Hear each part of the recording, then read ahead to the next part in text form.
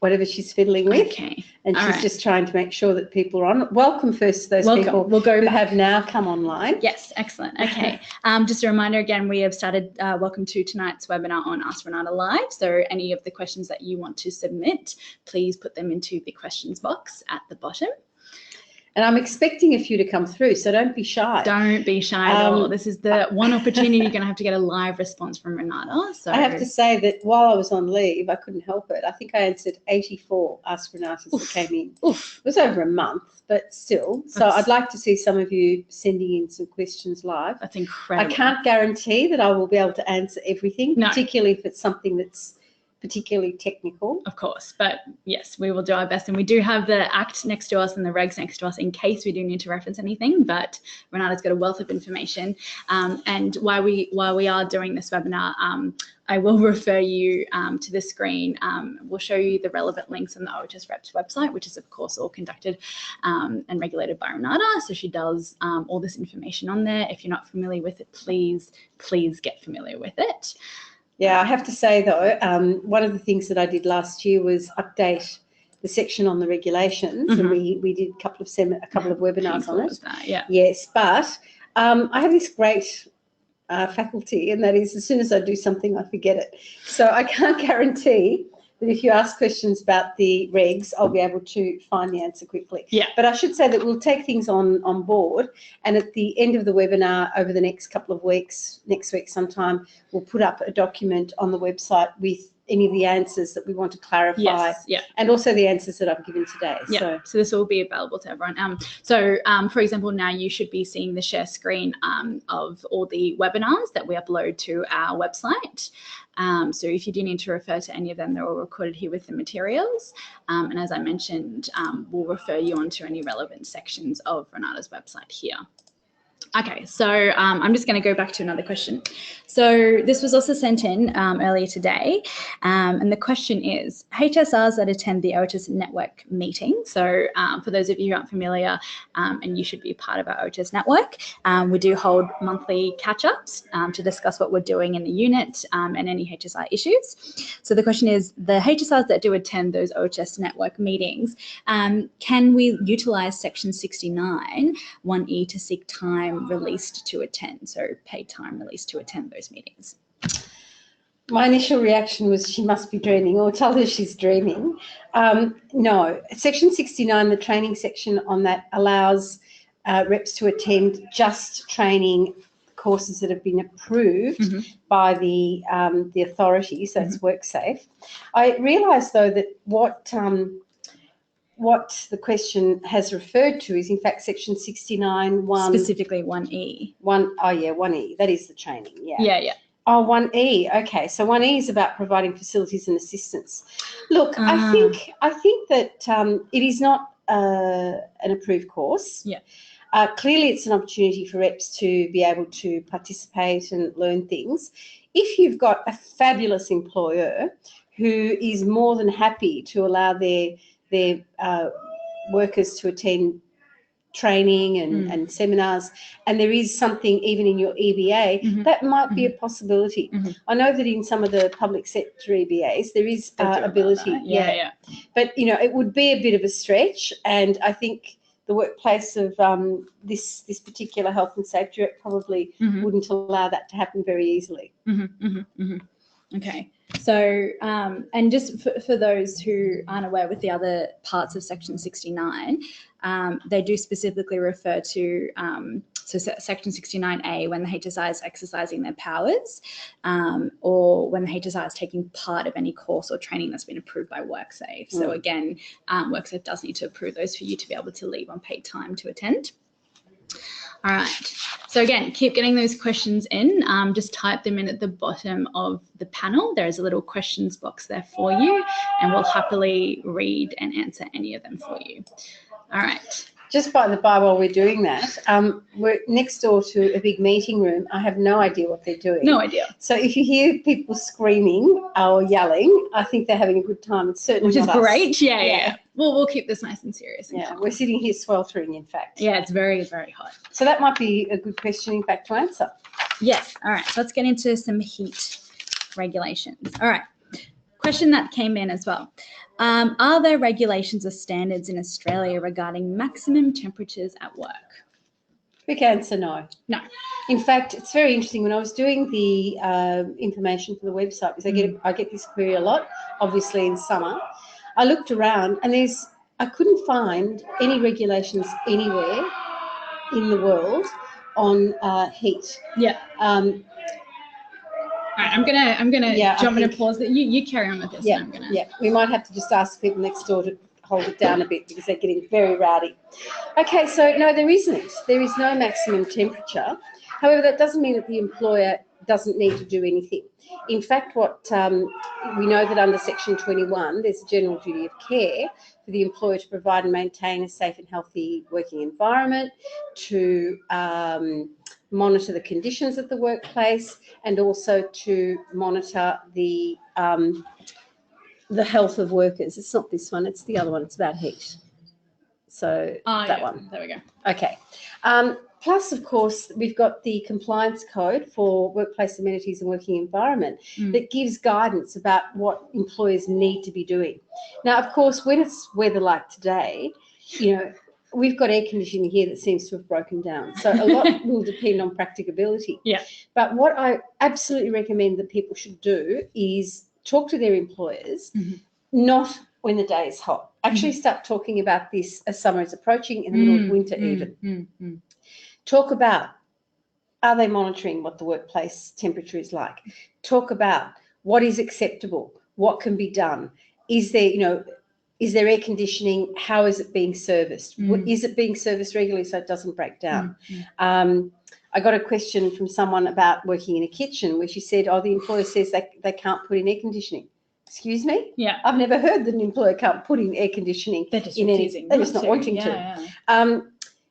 The policy can also go into ensuring that when the temperature is being monitored, there can be some agreement about, well, if it gets very hot in a particular area of the workplace, well, workers should be able to take breaks from there, have regular breaks, go into a cooler area, be given cold drinks, have some workers need to work outdoors, for example. Can the timetable be changed so that they're not working outdoors in the hottest part of the day? So there are a whole range of things. While we can't control the heat in the middle of summer, the reality is that we're getting hotter and hotter here. And it therefore means that there has to be some planning, and that the health and safety should be talking to their employers, to their fellow members, to see about, well, what can be done to minimise the risks. And I think particularly your point about addressing it prior to the heat waves and prior to summer coming in, this should be like a long planned thing happening in your DWG to address this if it is a concern. The thing, I remember once I got a query from, again, someone who worked in a restaurant, and he or she pointed out that the kitchen environment, when it's a hot day and you've got a restaurant that's cooking all these meals, it gets impossibly hot. And she was talking about temperatures in the, like 48, 49. Now, that is dangerous. People will suffer from heat stress. People can collapse. There's been research that shows that for every degree above comfortable, so above 26 or something, the rate of accidents, inverted comma, increases, because you get very hot, you lose concentration, you're disoriented, you've got slippery hands, all sorts of things. So it is a very dangerous environment. Now, why can't, if I'm a member of the public and I go to a restaurant and the restaurant has a big sign up to say, in the interests of our kitchen staff and our cooking staff's health and safety, because the temperature is this today and it's going to be this in the kitchen, we've made a decision to only serve cold food. Right? So that might sound a bit drastic, but that can be planned for. A restaurant that has good chefs can actually plan wonderful salads, wonderful cold food, can pre-cook some things in the middle of, early in the night. So things like that can be done, but they can't be done unless there's planning and unless people have thought about it. That's an excellent point. All right, should we keep to a theme of heat at the moment? Up to you. All right, so we had another one sent in. Okay, so this one, I mean, you mentioned high heat. So this one's referring to an environment of 39 degrees plus. So the question was, I work in a container office. The current temperature inside is 39.2 degrees Celsius. When I requested to leave or suggested working from home, my boss told me to toughen up and that if I don't like it, to quit. What are my rights? But we're also not in a union. All right. Yeah. So, you know, offices, sometimes we don't think about offices being hazardous environments, but I don't know if I'm reading that correctly, but a container office, does that mean those temporary offices that you sometimes see on work sites that are basically containers that have been converted? A shipping container. Yeah. So I can imagine that, you know, 39 could even get hotter. And again, it comes down to really pointing out to the employer that that's in no way compliant with what their duties under the Act are, that there is the compliance code that talks about, you know, obviously people who are doing seated work and can dress accordingly can put up with temperatures that are a little bit higher than what should be standard. But by 39, of course, it's getting too hot. Lack of concentration, it's not efficient. So the way to do it, of course, would be, again, to approach the employer and talk about a heat policy. But it's hard when you're not in a union. It's hard when you don't have a health and safety rep. It's hard when you're not organised. I know that there would be workers much worse off than this person in the sense that they're doing hard work, hard physical work, again, in environments where the temperature just gets higher. And, of course, they would be getting very hot because of the work that they're doing. And then you really have to worry about dehydration and a whole lot of other things. Stroke, Okay. Come on, send in some questions, please. Let's go. We can see you guys in the attendees box, so send in some questions. I'm sure every single one of you have been in a situation where you've wanted to ask Renata a question live instantly and she isn't there, and now she is, so please get them in. All right. Do you want to, maybe we'll move on from here? Yeah, I think so. Because I guess the thing about heat is that irrespective of what type of work you do and what environment that you're in, if you believe that heat may be an issue, and as I said, with the summers that we've been having, it's certainly becoming an issue in workplaces. It's an issue here. Then it's really important to start thinking about it and planning for it, raising the issue through the Health and Safety Committee or through your rep. If you're a rep, actually talking to people. Sometimes it's hard to remember how hot and comfortable it can get when it's the middle of winter. But actually start putting together some things. And if you could go to the next page, that's the heat, the longer one. On this page, which is under our hazard section, there's a lot of information there, and we have a policy, like an action plan, and we have some suggestions for what can go into a policy. So you don't have to start from scratch. I also have a table there that has some suggested break times, because if you're working in a very hot environment, you're doing hard work, the body actually needs to recover. Go into a cool area, drink, calm down, cool down.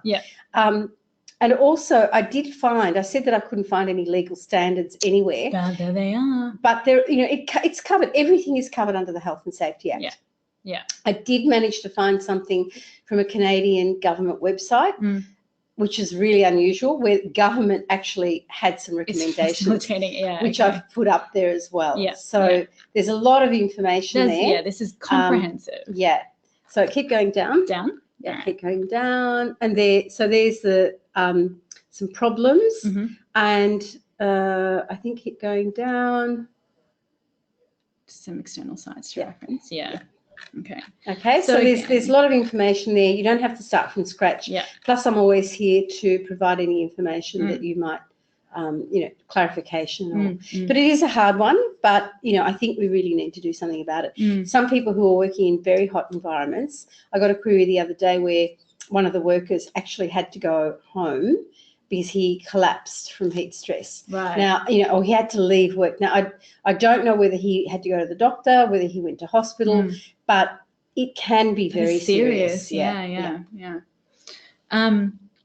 All right. Well, I mean, this one kind of, I guess, flows on quite well from the issues of heat. And this is access to water and facilities at the workplace. And I imagine this one is also kind of a hot topic for a lot of people because they don't really know what they have their rights to access at work. So we had the question sent in. All right. Do employers have to supply glasses for employees to access water from the tap? Simple question, but relevant question. Well, I just get, and with this weather, I've been getting, 3 or 4 of these every couple of days. Mm-hmm. I cannot believe the number of employers who do not provide water for their workers, or who even worse, and this is something that happens in retail particularly, where the boss has decided, retail, hotels, that it doesn't look good for someone who's behind the counter or at the office, at the reception desk to be drinking water. So the employer has banned water bottles or employees drinking water at their stations. And I just can't believe how cruel and how the industry is monstrous. Harsh. The industry is harsh, It's as though the workers aren't human beings and they don't need to hydrate. It's just really, really shocking. The reality is that in terms of Section 21, our favourite Section 21, says the employer has to provide adequate facilities. And basically, in the compliance code, and the compliance, we're very lucky we have compliance codes, because the compliance code sets out what the employer needs to be doing in order to comply with their duties under the Act. And basically, what it's something that's important. Just having water through a normal tap is not acceptable. Because what they say is it should be a separate tap. Drinking water provided by employers needs to be from outlets that are separate from toilet or washing facilities. So can't be the kitchen tap to avoid contamination, and hygienically provided by means of disposable or washable drinking containers, or delivered by drinking fountains, so that employees do not share drinking containers. Right, okay. So, if someone, for instance, the example of the people at the reception desk, if the employer doesn't want them to be guzzling water at the desk, well, then there has to be a system of work in place where they can, at regular intervals, go and rehydrate. Step out to rehydrate, So, behind the door where it says staff only, have a drinking fountain there, have one of those big things where people can get a disposable glass or have their bottles there. So the water is to be supplied by the employer. So none of this. Oh, this is another thing. In some retail places, they say, "Oh, you've got to pay for your own water." I was going to ask you, what about for charging for bottles of water? No.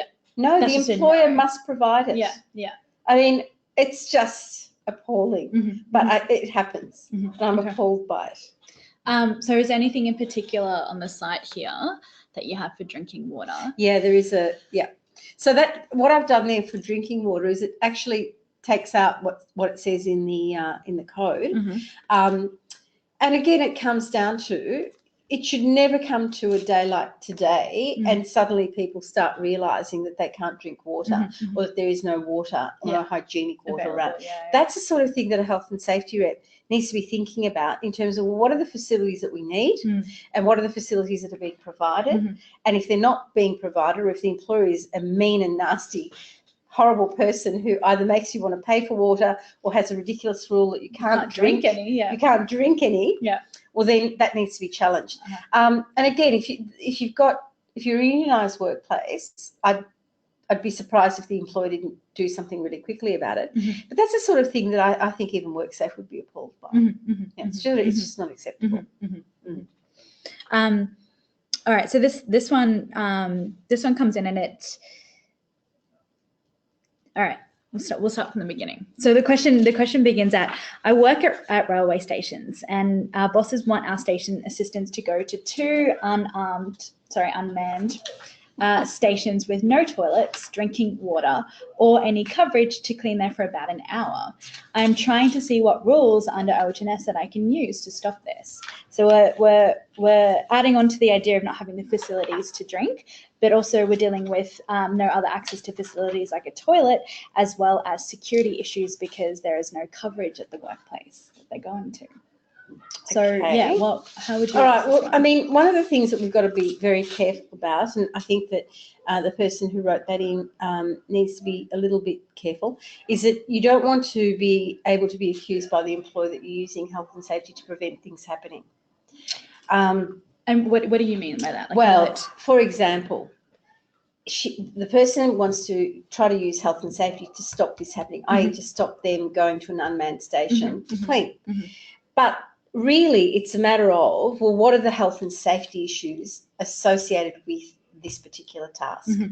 So it's an hour, so it's not a full shift. Okay, yeah. So in that hour,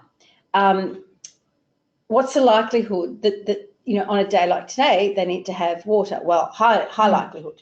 So what has the employer done to ensure that those workers have been provided with adequate water? Now, the compliance code talks about specifically workers who are not in a particular place. So they should be provided with an esky, for example, with bottled water, a supply of bottled water. Yeah. What happens, well, firstly, is that person working on their own? And if that person is working on their own, well, then there could be an issue of security and potential violence, because it's an unmanned station. I don't know what time of day it is, but if it's an unmanned station, there could be the possibility that, unfortunately, you've got some people who might come along and say, oh, there's this single person working here, and they look funny because they're wearing funny gear, and they've got a broom. I'd really like that. Whatever. So there's that issue of security. So, can they work in pairs? Is there some other thing? So if they were able to work in pairs, would you have the same concerns with the security issue? Probably not. No. Okay. Yeah, probably not.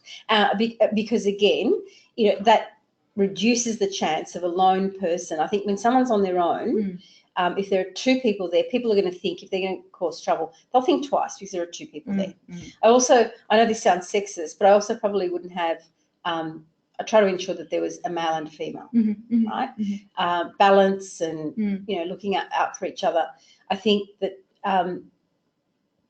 we do sometimes need to think of the health and safety, particular health and safety needs of women. A woman working alone at night is more vulnerable than a man working alone at night. I mean, we were just talking about how it needs to speak, OHS needs to speak to gender diversity. That's right. That's right. Okay. Toilets. Now, again, if a worker has been given, if the employer says, well, there are no facilities at that station, but there is a toilet 5 minutes away, which is accessible to the public, you have permission to go to use that facility when you need to, even though that might mean that instead of having an hour, that job's going to take you an hour and 15 minutes, because so you can't say, yes, you can go to the toilet, but you still have to do the job in an hour. But how can I then, this job takes an hour. Of course, yeah. Right, so they're the sorts of things. So it's not about health and safety laws or regulations or your rights under health and safety to stop doing things. It's about saying, well, what are the hazards involved in this? What are the risks of the workers?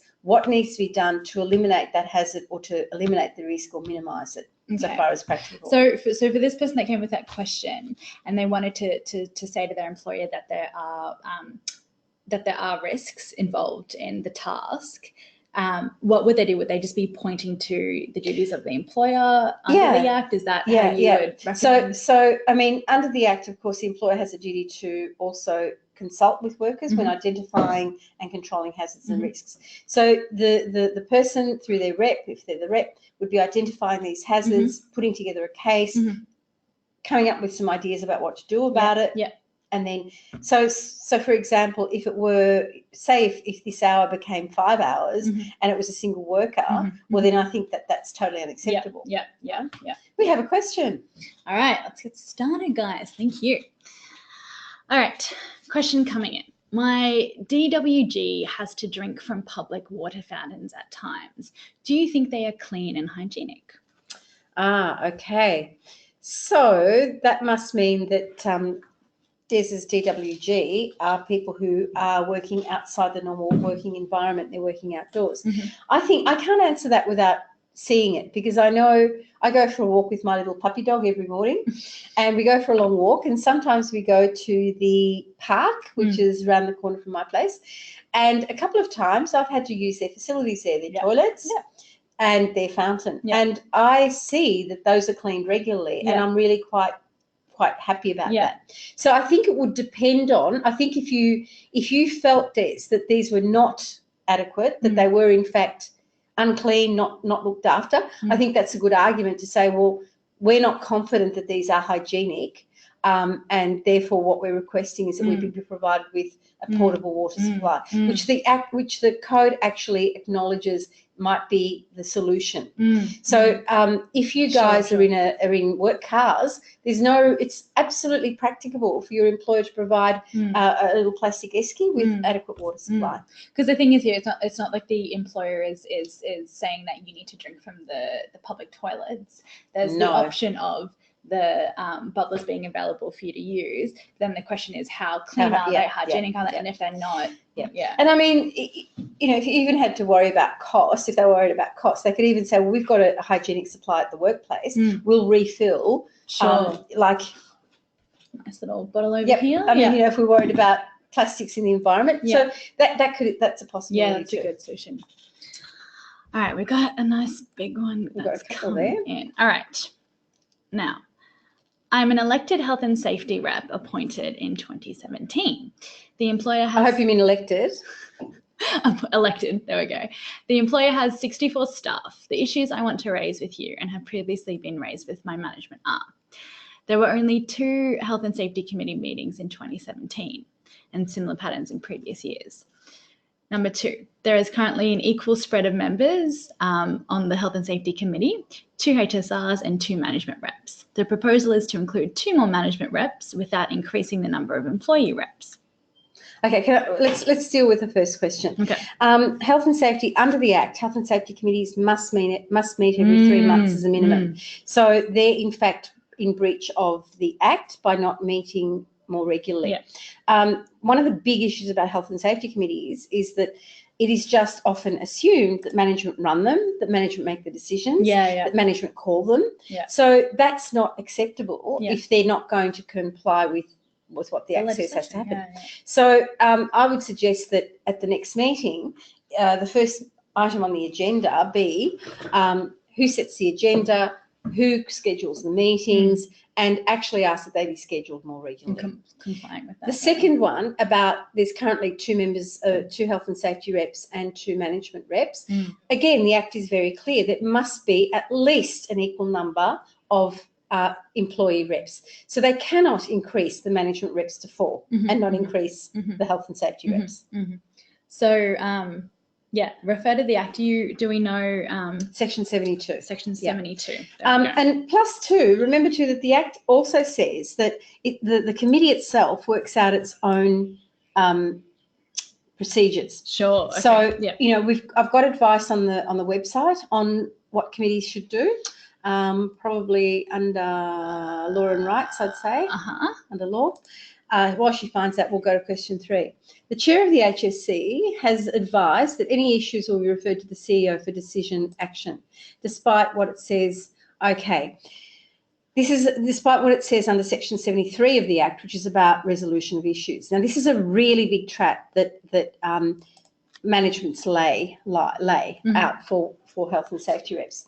The purposes of the OHS committees. The purpose that they need to be established is that they look at workplace-wide issues.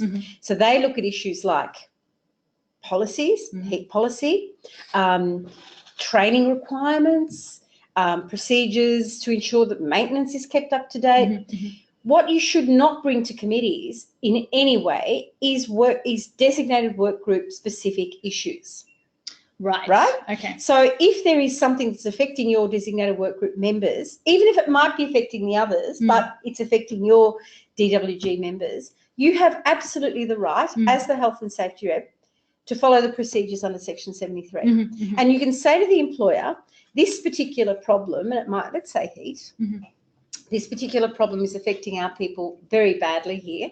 What I want is to see some things implemented, particularly in the short term, like some breaks, water, fix the air conditioning.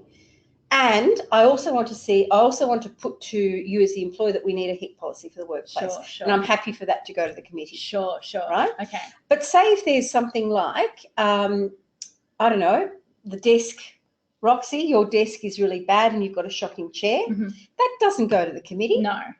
And what I've found, I remember the very first health and safety committee that I attended years ago when I was a union, I went along as an observer and I could not believe it. There was so much on the agenda and there were so many things that nothing got resolved, and it was just a way to fob off. Yeah. So the committee, under the Act, the committee is like a consultative committee in the sense that decisions don't necessarily get made at that committee because, after all, at least half the members, if not more than half, have to be health and safety reps where practicable or employees. Yeah. So if anything ever goes to the vote, the management will never win it. Yeah. So what should happen is that the committee is a place where decisions are, things are looked at, decisions are recommended. Hopefully, in a good workplace with a good committee, you've got a committee that's got someone senior enough to say, yes, I think this is really good. I think the committee's made a really good decision. I'm going to recommend to the CEO, if the CEO is not there, that this be accepted. Yeah. Right? Yeah. So don't get sucked into putting every little issue that you've got, or even a bigger issue with your designated work group, into the committee. Yeah. Just refuse to do it. Yeah. And now I know why they only have 2 meetings a year. Yeah, that sounds horrible. What's his fourth question then? Do you want to have any guidance on the page? No, just have a look at it. And again, like some of these pages, I have to be very honest here. Just flick right to the bottom. I'll see when I last amended that page. 2015. Yeah. So, what's there about committees hasn't changed. Yeah. Sometimes things change and I do change the page when I need to, but sometimes there are so many pages on the website that I sometimes don't get around to fixing things for a long time. That's understandable. So if you've got a query or if the page doesn't give you enough information, guess what you can do? Ask Renata. Ask Renata, that's right. All right, so let's go to question 3. We've jumped from question 2. We've done 3. We've done 3. Yep. And 4. 4. So tasks are being directed to HSRs for action, an example being responsible for preparing a risk register for the organisation. I've been advised that HSRs have no responsibilities or duties, just powers, but that has fallen on deaf ears. Okay, so Roxy, do you want to get the page? This is very clear that, in fact, falling on deaf ears, what I think you would need to do, and this is the balance, that, of course, employers have a duty. OHS reps and duties, or you want to go to employee duties? No, it doesn't matter. All right. Maybe go to consultation. We know that that the employer has a duty under Section 35 and 36 to consult, and the consultation has to be on things like identifying hazards and risks, and then the actions that are going to be taken to control them. We've lost from our legislation assessment, but that process sort of happens. Yeah, if you identify and then you look at how you're going to control it. There is an assessment. Yeah. And if you're in a real workplace and you've got 50 hazards, there has to be some level of, well, this is more important than that one, this is more hazardous, and so on. So they have a duty to consult. Now, consultation does not mean, here, you're the health and safety, you go and do it, right? It is absolutely clear under the Act, and I think it's now go under role of reps. All right. So it's, and I can never remember which section it is because I'm hopeless. Okay, I do know. It's section 58, part 3. I'm going to read this really clearly. Nothing in this Act or the regulations imposes or is to be taken to impose a function or duty on a health and safety rep in that capacity. So a health and safety rep has absolutely no duties or I mean, we would say functions as well, even though the work health safety people put that in. They have no duties, no legal responsibilities as a health and safety rep. If they're a group, a supervisor has that written into their job description, that might be their duty because that's part of their role as a supervisor, and they get paid for that, and that gets acknowledged. So you as a health and safety rep need to find that balance. You want to be involved in it, you want to have your say, but it cannot be your responsibility. Just refuse to do it. And what I'll add on to this is, so we did up a little flyer, a little PDF, and it's actually available for you guys to download in the panel under the handouts, but I'll pop it onto the screen for you to have a look at. So there's 2 that relate to this. So one is a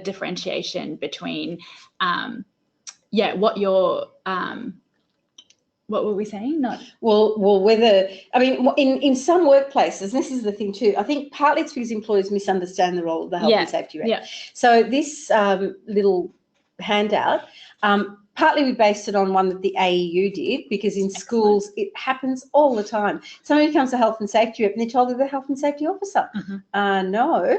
So it goes through and says, okay, well, what is it that a rep, what is the role of the rep in this, and what is the role of an officer in this? Because, you know, a lot of employers, particularly in smaller workplaces where they don't have expertise, will think, oh, good, we've got a health and safety rep. This person's the expert. But in fact, what is the main role of a health and safety rep? The main role, to represent. To represent, exactly. To be the person that's got the ability and the power to do, I say this. They see that? They're prodding. Yeah. To prod the employer to actually comply with their duties under the Act and Regs. And like what we did is we did the table with it and this again was based off AEU's one, but it clearly outlines, you know, for example, in this section here, these are the prescribed rights and duties under the Act. So prescribed rights and powers under the Act for the Health and Safety Act, but no duties. And to show the difference between what duties and liabilities the manager or the officer should be doing. So this is just a really good thing to reference, just to remind you, if management are telling you that you're responsible to do certain things, reference this, and it will just remind you that you don't have that responsibility. You have rights and you have powers, but you don't have duties or responsibilities. And you're happy to cooperate with the process, and you want to be involved in it, and you want to be able to talk to the people that you represent to put their point of view. Yeah. But at the end of the day, who has the legal duty? The employer. The employer. And so part of that, we were mentioning consultation. Again, one of the drop-downs, one of the handouts that you have that you can download is also the consultation form that we have here. The record of consultation, if need be, just to show to your to the employer that this has happened when it did happen, just to have for yourself a copy and to give obviously onto your employer, and of course your union. Be able to use in case the consultation leads nowhere. Have to go for a pin. All right, so let's keep going back to some questions here. All right. Okay, we've got some comments. Whoop, sorry, this is a bit. Oh, hang on, what's this? You're going too fast. Do you want to go to question number 5? Yep. All right. Many amenity-based issues at the workplace that have been ignored. And I'll stop here with the issues, but I need to help to take these issues to the next stages as they are being ignored. So suggestions, please. Okay, so I think, amenity-based issues, it's really interesting. Questions around amenities at the workplace are really, really common. I get them a lot. And it's very interesting because we probably argued and lost, and the work health safety scheme has them. There's something in the regulations which we don't have, but it's so broad that, you know, in a way, our compliance code at least is a bit more specific. What I'd do is I'd actually look at isolating each of those. If it's drinking water, deal with drinking water. If it's dining facilities, toilets. If you have a look, can you go to, go to FAQs. Yeah. Right. And go to the section workplace and amenities. So if you have a look there are a whole lot. Lighting, change rooms, first aid, water, steps and stairs. Lots and lots of questions come in about the workplace and the amenities. And unfortunately, I think a lot of employers it's just not on their radar. So keep in mind that a lot of this is, so far as is reasonably practicable, but it's not acceptable and it's not legal for the employer to do nothing. You know, they may be constrained by the physical location of the workplace, by the age of the workplace, but doing nothing is not an option. And so have a look, whatever the issues are, and then come up with some ideas about what they can do. So, you know, you're not going to go to the employer and say, we don't have a kitchen, and this is a little shop, for example. I get this question. We don't have a kitchen. You have to provide us with a kitchen. Well, the shop owner is going to say, well, the guy's going to say, well, I don't own the shop. And how am I going to put in a kitchen? So what you need to do is say, we don't have a kitchen. We're supposed to be given amenities. This is what we want. Talk to the people that you represent. This is what we want. We need as a minimum a jug. We need as a minimum fresh water, hygienic water. We need, as at a minimum, a table with a couple of chairs. Yeah. So how can this be done? Go with some solutions and some suggestions and do it that way. And then if they don't do anything, well, then be prepared to take the next step. Yeah. Go to the union, issue a PIN, yeah. right? Whatever. Yeah. All right. So we've had a couple of comments. We've had quite a lot of comments. You don't see those comments? No, I don't think you guys do. Hey, they're extra. Yeah, so a lot of those comments were when we were talking about the the amenities and drinking water and powers of health and safety, right?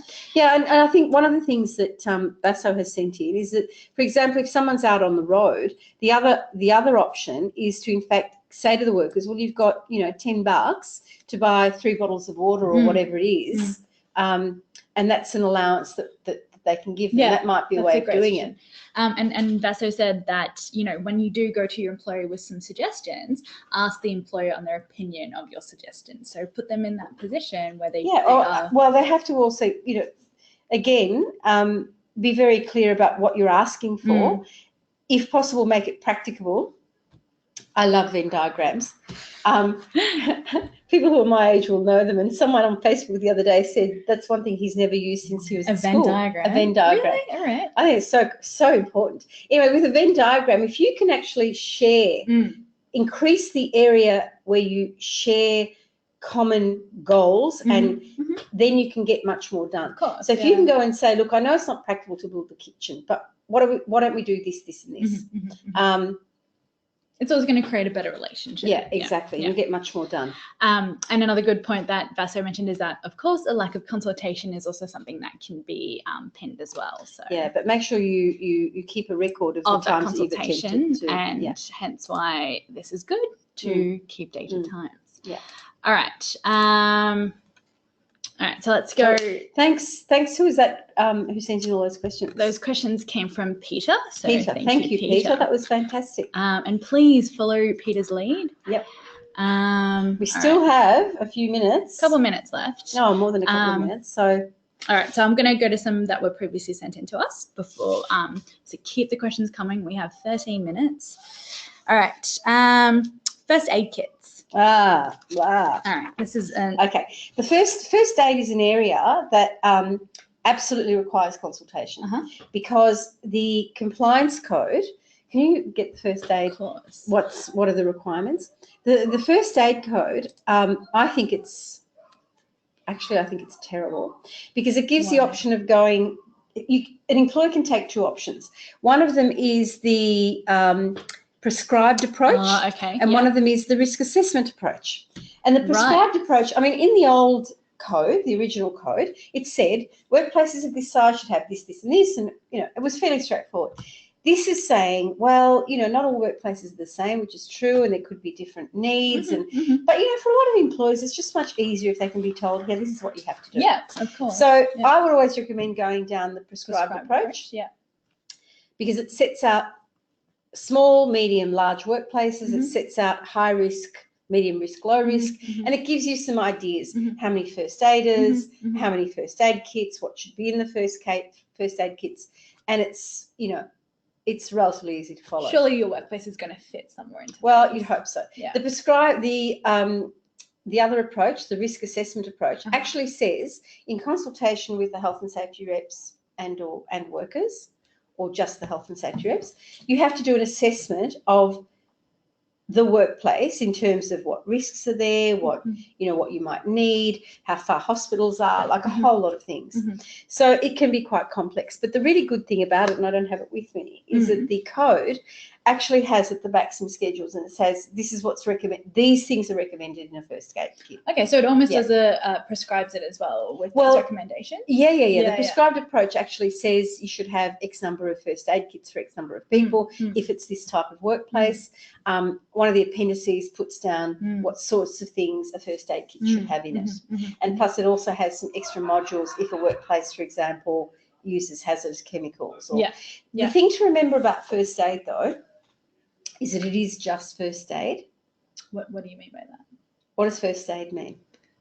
immediate response. That's right. Yeah. It's not about treating people who have been injured. Of course. Okay. Right? Yeah. So, or treating long-term health conditions. So one of the interesting questions that I get is, should you have Panadols or aspirins in first aid kits? Kit? Yeah. No. Are you going to say no? No. Why? Because this is the first aider has been trained in providing first aid, cuts or, small burns before giving that immediate first aid before the person gets taken off to get, if necessary, medical attention. Something like Panadol, and now we can talk about codeine, they have implications for people's health. Of course, yeah. People who take a lot of certain over-the-counter medications, which codeine no longer is, but Panadol is, can in fact develop irreversible. So Panadol, irreversible kidney damage. Yeah. So it is not first aid to give someone a headache tablet. Sure, okay. So people, and the employer could find themselves in a bit of a pickle. First aiders are not given that advice, they're not given that training. So if people suffer from headaches, they should have their own headache medication. The employer should not be providing it because it can lead to issues. Yeah, I can't tell you how many workplaces I've been in with Panadol in the first aid kit. Yeah. Okay. All right. So check this out. Very comprehensive. Couple of links in there too. All right. Let's move on to some other questions. So why don't you send in a question and not just a comment? We've got. Can we still feed into any of the compliance codes that are being reviewed or created at the moment, and how can we contribute? Oh, all right. Yes. It's a question.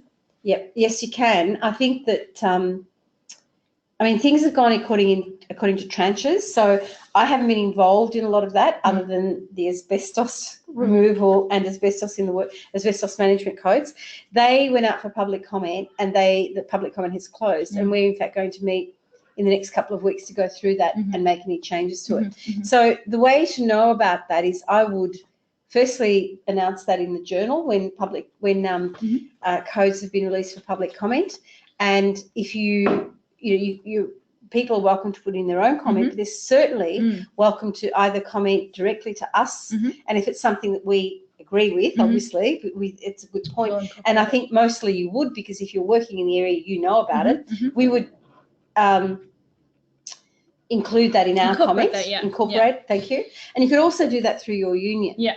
Now, as I said, this word tranche means that they're going out in lots. So they've done a lot. There's more coming out, and so yes, you certainly can.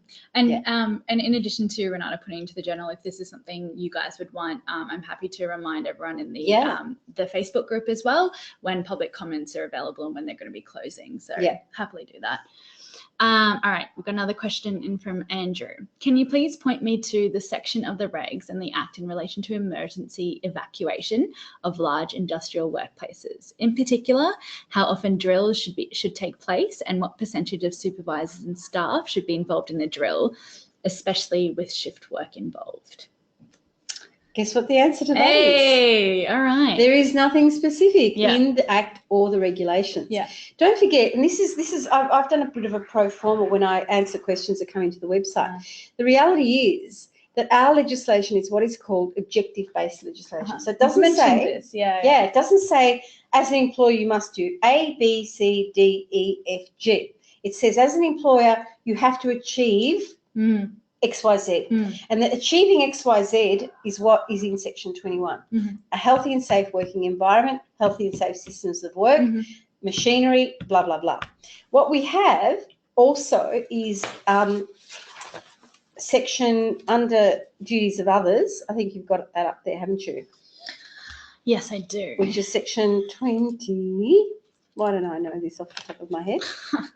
Can't believe you expect Section 26 is duties of persons who manage or control workplaces. So a person, whether owner or otherwise, who has to any extent the management or control of the workplace must ensure, so far as reasonably practicable, that the workplace and the means of entering and leaving it are safe and without risk to health. So, and we also have something in the Compliance Code for Workplace and Amenities that talks about emergency evacuation.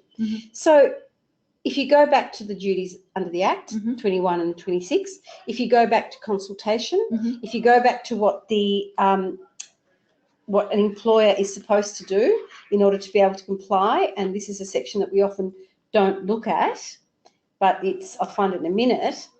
Basically, what you would do is you would say, we are a large work site, we're a large industrial work site.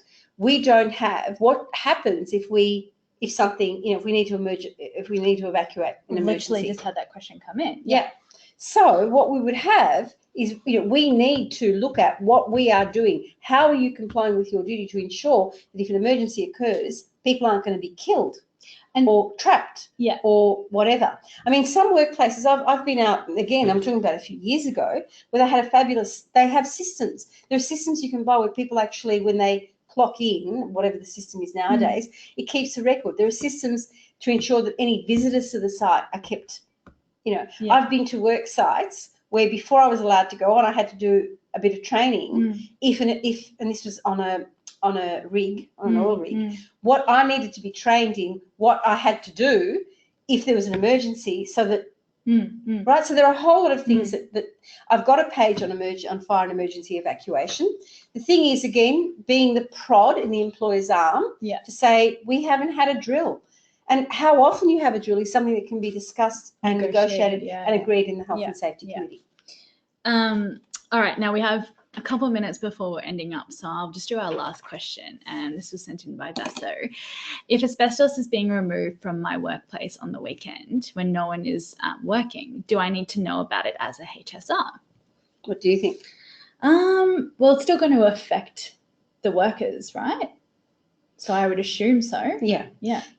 I mean, basically, the rep should have been aware that asbestos was there, because under sections 35 and 36, being consulted on identification of hazards and controls. So doing it on a weekend is a good idea because you don't have workers there. But the rep should be aware of, and ask questions. Who's doing the cleanup? Are they licensed? What sort of a job are they doing? Because it depends on, most removal jobs need what's called a clearance certificate. So someone who's independent of the removalist has to be able to say, yep, this is properly done. There's no bits flying around. So all of that should be provided to the rep. The rep should be in on the process. The rep should then be able to be given a report at the end of the process to say, it's done, we're very happy with it, this is a report, here's a clearance certificate, and here we go.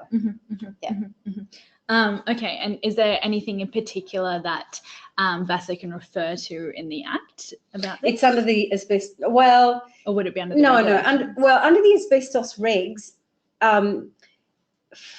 I'm fairly sure that it actually talks about that the rep must be provided with copies of the asbestos removal plan.